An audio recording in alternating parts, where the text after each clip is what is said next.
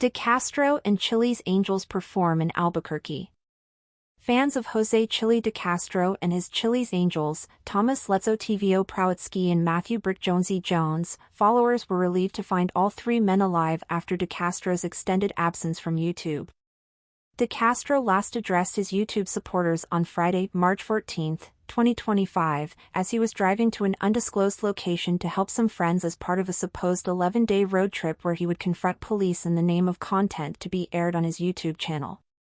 While he wouldn't disclose his ultimate destination, a video posted on Jones Clay Foundation's 1A Press channel showed that DeCastro and his boy band-like troop of angels, dressed in matching We Don't Stop branded hoodies, while DeCastro wore a hoodie-branded press, were alive and well in Albuquerque, New Mexico, as they addressed the city council on Monday, March 17, 2025. Albuquerque's Citizen Portal gave a review of the group's performance.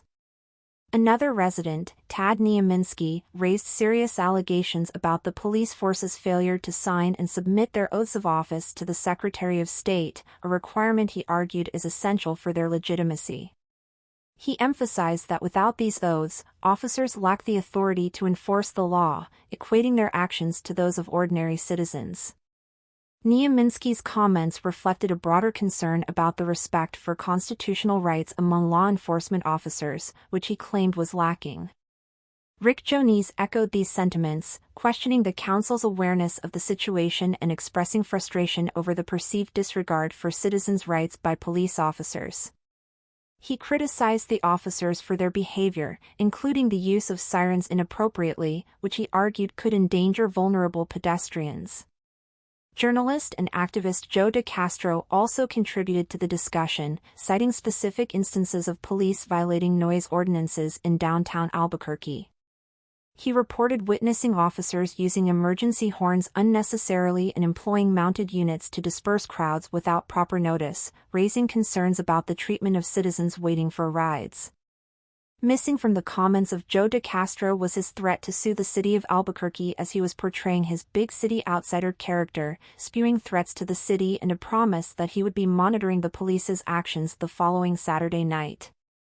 In his comments, DeCastro cited Albuquerque's general noise policy and his accusations that police were violating the ordinance for using their lights and sirens within 500 feet of pedestrians. We were unable to confirm DeCastro's claims as the only mention of 500 feet restrictions comes with the following passage in the ordinance.